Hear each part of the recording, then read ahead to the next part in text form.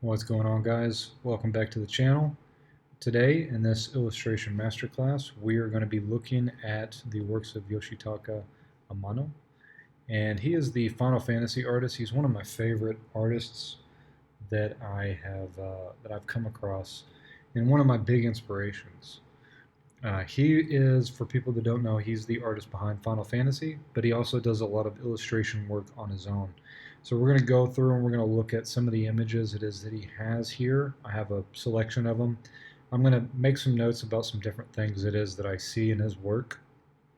And we're just going to talk about some of the design principles and decisions that he's making in order to be able to take those and bring those into our own work. The first thing it is that I notice and what I love about his work is that his stuff is very stylistic. It's not like a lot of other concept artists and illustrators that I see in the game space today, where everything kind of tends to have the same kind of look to it.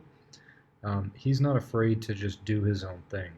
And I think that that's really important as illustrators to differentiate ourselves, especially now with AI and with all these different things. It really gives us the chance to explore our own concepts of what it is that we want to do.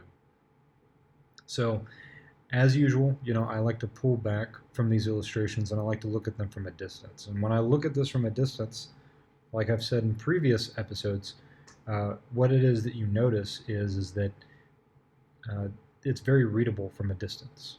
This could be a book cover, this could be any number of things. I don't actually know what it is that this was for. It may have just been a personal work of his. However, it's very readable. The silhouette of the character is very readable, it's very distinguishable, and the closer and closer it is that you get to it, the more the more detail and the more it holds your eye and leads you around. And there's a couple of different ways that he does this. For one, he has this kind of yin and yang, black and white background. His stuff tends to kind of be flat, and so it has this kind of graphic design kind of feel to it.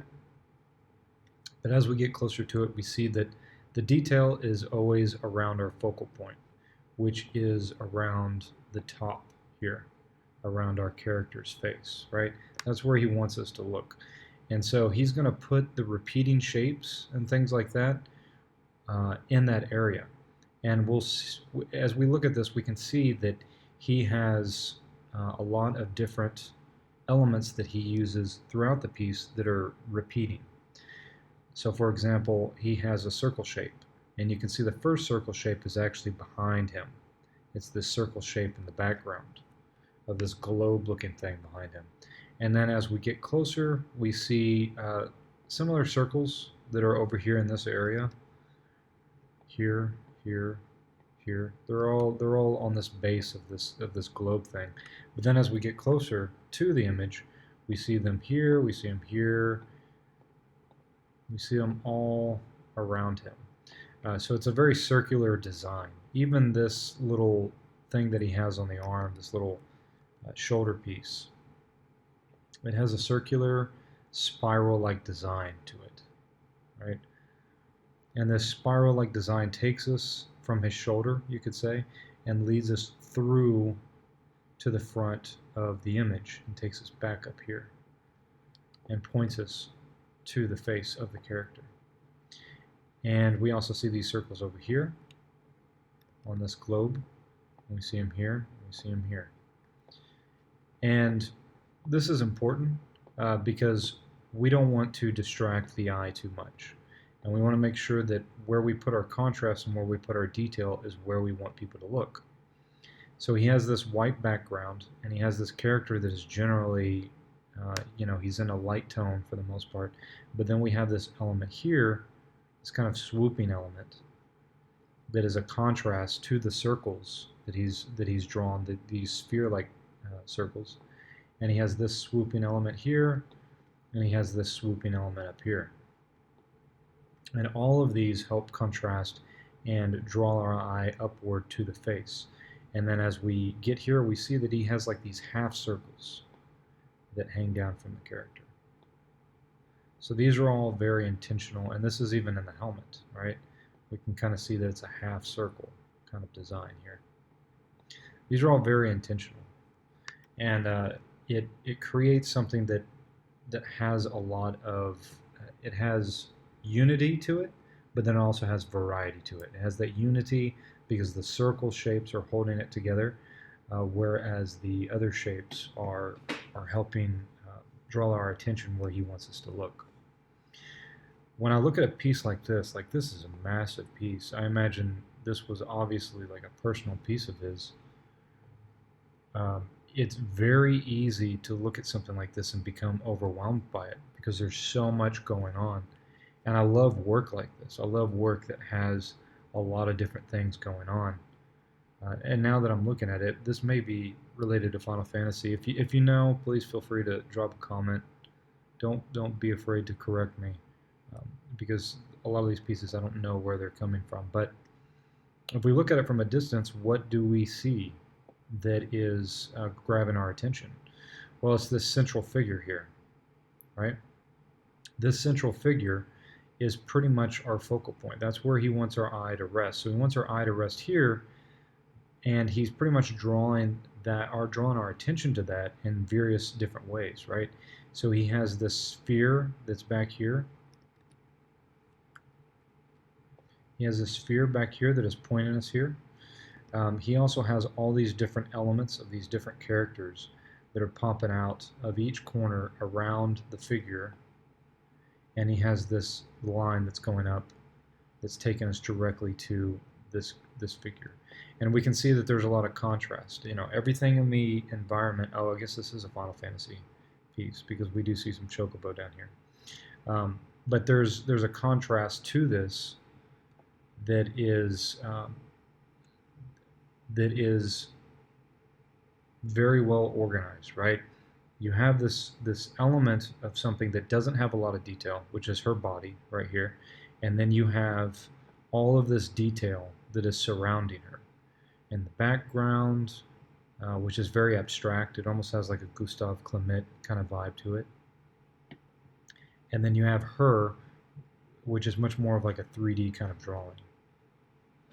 And this Vampire Hunter D piece we have here, you know, he uses this circular shape that we see here in the background. He uses that as a way to frame both the castle on the left and then our figure on the right. This piece has a little bit more depth to it. His stuff doesn't really have a lot of perspective in it, but we do see some atmospheric perspective in the way that he blends the white paint into the scene here. But you can notice that the circle it intersects with the castle, and it takes our eye up to the horse, and we could say that everything in the horse is pointing us back down to the castle. You know, we can see these lines that are coming off of the horse, and his general gesture is pointing us towards the castle. So our eye is moving back and forth between these two different elements, and he uses the darker colors in order to keep our eye from going too much to the right. He uses this as a framing device to keep our attention between Vampire Hunter and the castle that he's going to. Really, really great stuff. Something like this, I mean, this almost feels like a religious piece. There's a use of symmetry here, but it's not completely symmetrical. But it does remind me of like Buddhist paintings and things like that I've seen in Thailand. You know, this is clearly a depiction of an angel. And there's this contrast again of orange and blue. And, you know, he has this darker blue in the background, and he uses the white and the orange to kind of create this angelic kind of feel. Here we have a swooping arc that surrounds the character, right? Again, you know, he's using, in some ways, very simple compositional elements. Like I said, it's almost a kind of a graphic design kind of element, because you have this character that's all in black, and then you have a character that's all in white, and our eye goes around the image and points us back to the face of this character that's in this black armor. And so we see this play between these two different characters here, right? Yeah, I love the way that he uses these very simple colors in order to describe a mood. You know, he doesn't have to go for like something that's super rendered. He doesn't have to go for anything that is overly complicated. We'll go ahead and we'll flip through a couple more of these, and then we'll end it at this one, um, or after this one. But we see here, obviously, the different elements that we're seeing at play here is we're seeing the diagonals in the background that are creating a sense of energy, and they're all moving in this direction, right? Whereas our focal point is moving in the opposite direction. It's almost moving horizontally, but not exactly. And this is another element of composition it is that we can use. We can use background elements in order to create a sense of dynamicism. You know, beautiful design work. Again, you know, you have this contrast of a lot of detail that's surrounding the character's face, but the character's face itself is not as detailed. Same thing goes here. You know, once it is that you start to see these design elements, then you know it's pretty obvious after a while. Yeah, I mean something like this is an incredible piece here. You know, we're seeing a lot of flowing lines. We're seeing a lot of flowing um,